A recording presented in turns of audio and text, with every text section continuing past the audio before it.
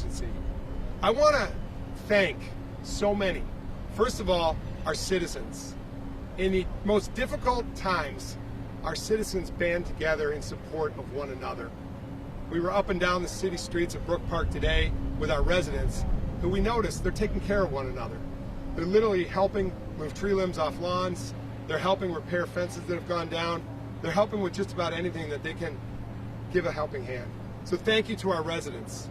Second, I want to thank our mayors, two of whom are with me today, and I'm going to introduce in a moment. Ed Orcutt, the mayor of Brook Park, and Marie Gallo, the mayor of Parma Heights. I also want to thank the mayor of Parma, Tim DeGeeter, his chief of staff, Rich Summers, is with us today. But there are 13 hard-hit cities where mayors have been working round the clock with their service teams. And the service teams are the third group I want to thank for their efforts. Our front line has worked with impeccable speed to clean up our communities, our police and fire, and our service departments. That includes the Cuyahoga County Public Works Department. So this is a week that's been very difficult for Cuyahoga County. Our residents still out of power, a lot of loss and damage in this community. Today, I met a family in Brook Park who watched a tornado right outside their kitchen window cut through their backyard, right over on West 130th Street. It has been a devastating journey, but we're thankful the fact that our citizens are safe and our service workers are out servicing their communities. So it's been an all hands on deck effort. And today we declared Cuyahoga County in a state of emergency because we need resources from the state of Ohio, from the federal government, and from FEMA. I want to thank our Office of Emergency Management, who's been working around the clock. Here in Brook Park today, we'll introduce further that they have brought out oxygen tanks. And we've just met two families that have come out to Brook Park in the parking lot here to get their family loved ones the oxygen they need. We want to say to residents, stay together, help your neighbor. And if you're in need of some kind of service, first, contact your city hall, see about your rec centers and what they have to offer in your senior centers, portable places to plug in devices and medical equipment. Again, mayors working across borders to allow the same thing happening from neighbors who may be out of power. So we're grateful to our citizens, to our communities, to our mayors, and to our frontline service workers. Let's keep at it. And today we declare a state of emergency in Cuyahoga County because we need to see resources flow through to this community. I urge our governor to further declare this a state of emergency and to work with us at the state level and the federal level to see FEMA dollars come through.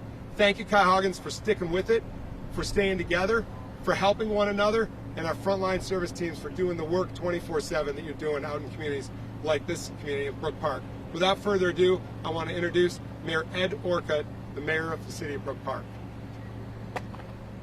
Thank you very much, Executive Renee. For most of you, you already know that on August 6th, shortly before 4 p.m., EF1 tornado touched down here in Brook Park, directly on our community center and city hall. It traveled east at 104 miles per hour, heading towards Parma and Parma Heights, and wreaking havoc over in our southeast corner of our city. Immediately, approximately 4:15 on August 6th, I declared a state of emergency for the city of Brook Park. Our emergency services went into action. I commend them for all of their hard work and their dedication thus far. Our service department went to work throughout the night, and they've been working for 24 hours for the past 4 days. I'd like to take this time to thank them, and I'd obviously like to take the time to thank the county for stepping up and bringing in extra troops to come here and clear our streets. Not every street is open just yet. We continue to work through this mess, and we'll continue to work through that through the next week or so. The damage that occurred in our public buildings and parks is extensive. We, at this time, do not know what the monetary price is, but we do know that at our community center we lost a roof that was metal and wreaked havoc on the rest of the other 7 roofs that were up there. We have pulled off most of that damaged roof and have started to repair that natatorium roof with a 90-day temporary roof. Once that is complete, we will get the rest of the metal off the roof, and we will assess all the mechanical damage that has been done at our community center here. Thus far, we are tallying up some of the prices for the replacement of the roofs, and we're above $2 million at this point. So here at our rec center, once we know the rest of the damage, we could be somewhere between 5 and 10 million, and maybe even more. Our city parks were heavily damaged. Behind us, you can see that a set of bleachers have been torn off the pavement and are now sitting at the pitcher's mound where our boys play hardball for the high school. Furthermore, I'd like to say to our residents, thank you. Thank you for being so resilient. Thank you for getting out there and helping each other and cleaning up this town. Our cleanup is not done. We still have a lot of work to do. We'll continue to be there for you. Our power problem here is still there. City Hall is being run on generators. We do have the phones working. We ask that you do call us. Let us know what issues that you do have. If you don't have food, we have different groups and volunteer groups out there that are helping families that do not have any food. And that is our important thing, is making sure that the residents are being taken care of at this point. Furthermore, we have reached out to the governor's office to be able to let him know that we are in a state of emergency and that we could utilize anything that he can give. We could use bodies, trucks, equipment to help with this cleanup. That is imperative to this community. We must clean this up. At the end, I'd just like to say here, I'd like to thank the county executive and his team, the emergency management system that they have put in place here in Brook Park to help with this relief. It is second to none. I hope that everybody understands that we have all come together as a team. Cities have come together. The city of Middleburg Heights, Berea, they have offered up their recreation centers for comfort areas for our residents, and we thank them publicly. I'd like to publicly thank Parma and Parma Heights for working with our teams to be able to open up West 130th, which we would hope to do as early as this evening or possibly even tomorrow. So with that said, I appreciate all the efforts from everybody, and I'd like to welcome to this podium right now somebody that has been stepping up for the city since day one, and that is Representative Tom Patton. Good afternoon. Not to be duplicative, but several of my cities have been affected by this tragedy, and to all of them, to all the first responders and all the city workers and all the utility workers that have stepped up and even come into town, we can't thank them enough. This is the first time, I believe, in recorded history that 4 individual tornadoes struck down in an individual county at one time. A disaster of which we haven't seen the likes of before. The damage, obviously, that was incurred is incredible. As the mayor pointed out, it happened at 4 o'clock. At 6:30 the next morning, I got a text from the mayor from his command center that he had already set a shopping list of things that had already been damaged here only in Brook Park without having the opportunity. I immediately forwarded that text at 6:30 in the morning to the governor, whose staff called me back 5 minutes later and said, this is the way things have to happen. The local people have to reach out to the state, and then we'll jump right in. Folks, there's been a disconnect. We have to learn from this. First, we have to take care of all the damage. First, we have to take care of all those folks who've had food go bad. You know, we've had damage to their roofs. We've had all the things that have occurred. And again, a shout out to those residents who said, here, come over and power up your phones. I'm with Power. I can help you out here. That's what makes Ohio, Ohio, because of the type of people that we have here. However, going forward, we need to know that when an incident like this occurs on a Monday and then on a Saturday we're getting a declaration asked for and issued. That's way too long, and that can never happen again. But first, let's get the problem fixed, and then we'll take care of future problems. You know, and again, the state of Ohio stands by, and we've already begun. You know, the input and the ability the governor had put everybody on high alert yesterday in anticipation of hopefully being contacted for help. And the help is here, and the further help is on the way.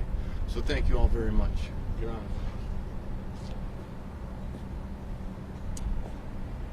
Neighboring Brook Park is the city of Parma Heights. It's my privilege to introduce Marie Gallo, Mayor of Parma Heights. Just like Brook Park, the city of Parma Heights, as well as Parma, has experienced significant storm damage. Our crews have been working around the clock to clean debris out of the streets. Our staff is answering phones. We are trying to keep residents up to speed as much as possible on social media, and our senior center has stepped up to make sure our seniors have food, and our first responders, which include police, fire, and our service department have gone above and beyond to get our city back to normal. I want to thank Mayor Orcutt and Mayor DeGeter for working with me. As Mayor Orcutt had said, we are working together to try to get help and assistance from the state of Ohio. I am grateful to have the county executive Chris Ronayne and his Office of Emergency Management who have come through and were able to secure a generator for our senior center building to provide light and working elevators for our seniors. I want to thank our fire department for 2 days in a row at this senior building from 5 a.m. until dark, checked on these individual seniors that live in that building, filled their oxygen tanks, and made sure they had somebody to talk to because a lot of them don't have families to help them. Again, our service departments are the ones that fly under the radar oftentimes. Police and fire, first responders, but our service employees are the ones that clear the road so that our first responders can need to get to where they need to be. So I want to thank the cities of Middleburg, Mayor Castelli, the city of Seven Hills, Mayor Biasiata, for offering their recreation centers as charging stations for our residents. And I want to thank this Parma City School District, who didn't hesitate when we reached out to ask them to open the high schools to offer charging stations to our residents as well. I'm optimistic that the state will come through and assist us because we need it right now. This storm has been incredible, but as Mayor Orcutt had said, residents are banding together, helping each other get through this. So, as I said, we are optimistic that we're going to get the assistance that we need. Thank you. Thank you, Mayor Gallo. As you can see, our mayors have banded together. 13 communities very hard hit, roughly 20% of our county. This has been a devastating storm because 4 tornadoes touched down in the same hour. I thank our mayors for opening up their rec centers, their service centers, and their city halls to their residents to help with critical needs. Again, we're here in Brook Park today for 3 reasons. We're visiting with residents who've been hit, we're visiting with the mayor who has a lot of public work left to do, and we're visiting here because we have installed here at Brook Park an oxygen providing tank that you can fill up for your loved ones, the oxygen that they need, and has already started here in the last hour in Brook Park. Our work has been ongoing, but our work has just begun. Again, today we declared a state of emergency for Cuyahoga County because we couldn't wait. We needed the state to realize that it is time to recognize the devastation that has happened here and help us appeal to the federal government for FEMA support in the future. I want to give one more shout out to our Office of Emergency Management who kicked it into high gear from minute 1. They've been out in our communities around the clock, and I want to have Kevin Fries from the Office of Emergency Management take the podium. Thank you, Executive.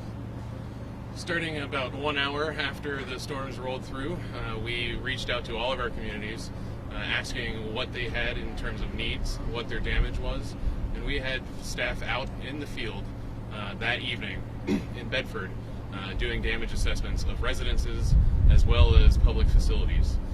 The next day we then went out to 12 additional communities that had responded to us, letting us know that they had extensive damage, and completed assessments in those communities as well, talking with their fire chiefs and in some cases their mayors when they were available.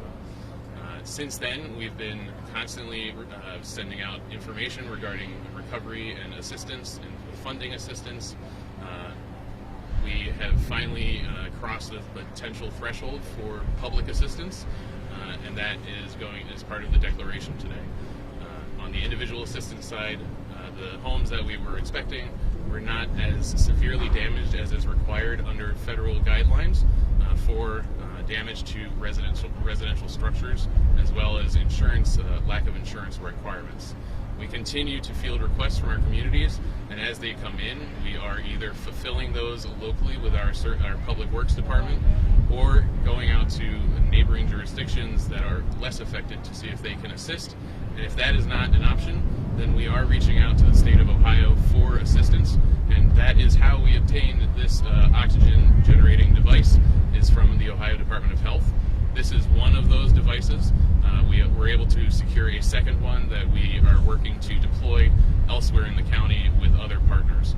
So there will be more to come on a second location for oxygen supplies as we are fully aware that our oxygen providers in the region are running out of supplies to be able to replace tanks in a timely fashion. So this is one way that we can bridge that gap until they get additional supplies into the region. I want to remind everyone in the community, please reach out to your local city hall and ask for assistance. If they are unable to provide that assistance, they are more than willing and able to reach out to our office to obtain assistance. Thank you again to all of our public works and service departments and our public safety forces who have been working tirelessly throughout this incident. And thank you to our residents for helping each other and working together to help our community. Thank you very much. Executive. Thank you again, Kevin. So our message again today is an outreach of thanks to our residents, to our frontline workers, to our mayors, to our life safety workers. Everybody has joined in an all hands on deck to address this emergency, which again, Cuyahoga County has declared a state of emergency here because of the 4 storms that occurred at the same hour on August 6th. I want to give you one more resource in addition to the city halls, the senior centers, the rec centers, who are working with each other across communities to help literally keep the most critical powered devices powered up. We talked about today's oxygen center here in Brook Park. There'll also be one at the Cleveland Clinic.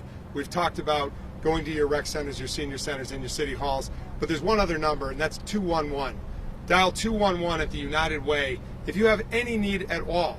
If you're food insecure, if you're looking for support just to pay a bill, if you're looking for ways to just simply survive these most difficult days we've been in, call 211. And that's set up United Way as a frontline service to take your call and to better assist you with what you and your family need. Again, thank you, Cuyahoggans. Our community has been fantastic through this difficult week. We're going to open it up for questions. And again, stay together. You mentioned that there was a disconnect.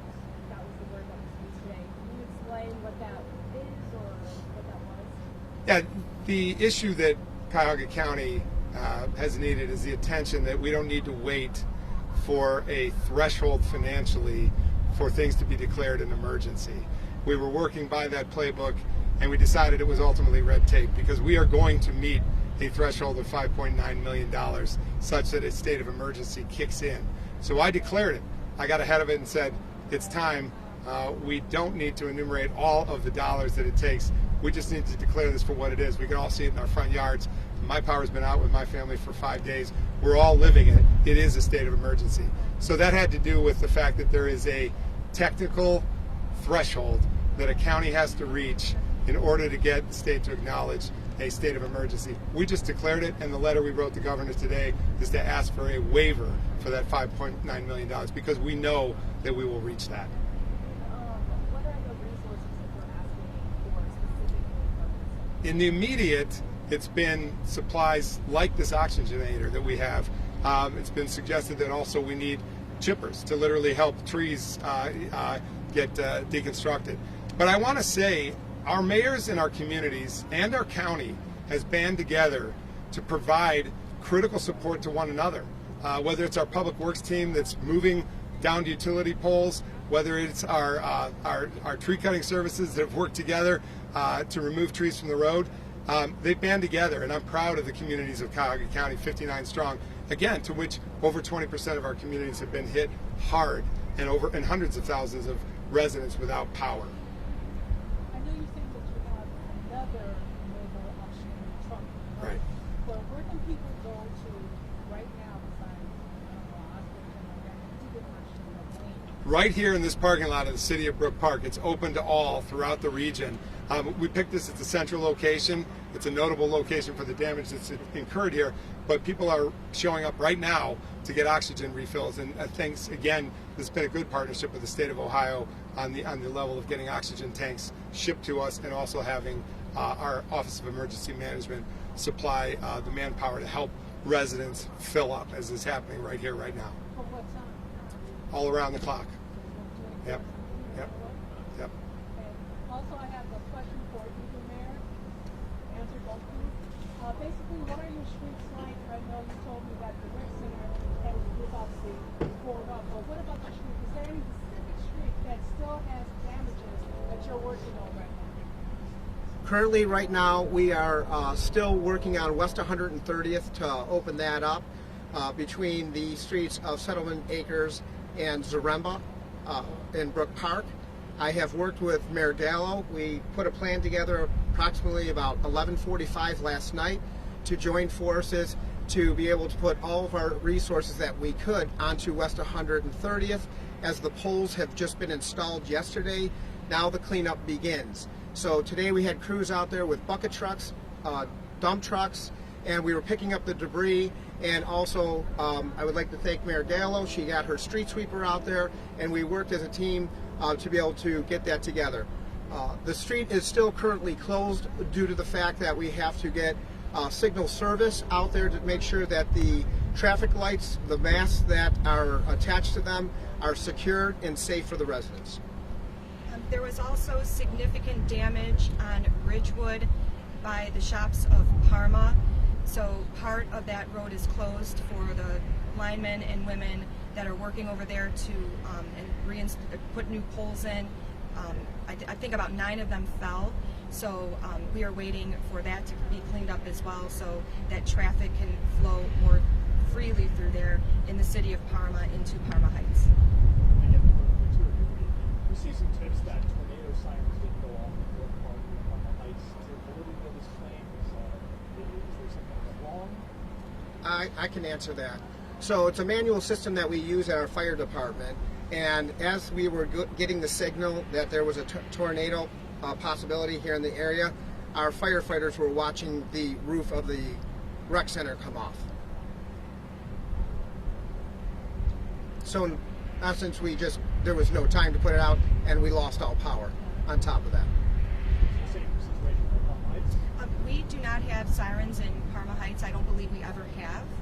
So, but everyone's phones, as you know, got the notification when we were warned about the tornado coming. For either cities, where else can the residents go for any kind of supplies? Where are the more they can go to get food? For folks that right now do not have food at their homes, I'm working with some nonprofit organizations that are assisting those in need with food. For those that do not have homeowners insurance and have damage, there's a program that they can fill out for individual assistance, and we are supplying them paperwork to be able to do that. This past week in Parma Heights, Valley Forge High School was open as a charging station. Residents in Parma Heights are welcome to come to our fire department with their oxygen tanks. Our firefighters are filling those up as we speak. And our service department secured an additional dumpster where our residents can drop off spoiled food, other items like that.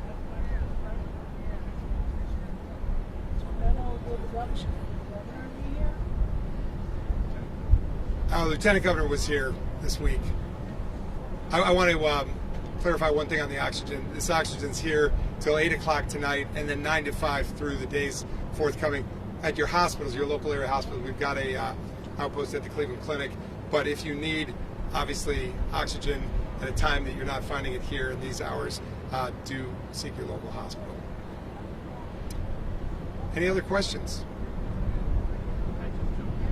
Yeah, and I want to thank everybody for being here, especially media partners. I also want to thank our life safety forces, our mayors, and we're grateful to the citizens of Cuyahoga County for banding together this week at a most difficult time. Thank you, Cuyahoggans. It's a wrap. Before you go, one quick remark. The American Red Cross had to cancel a lot of their blood drives that they normally have weekly at the rec centers and at the various places. So there is going to be a shortage now. So if you could advise your listeners that as soon as these rec centers and these blood drives are open again, it's critical for them to, those great people that donate their blood, to get there as quick as they can to kind of avert any possible shortage down the road. So thank you. Thanks, everybody. Thank you, guys. Thanks for being here. Appreciate you.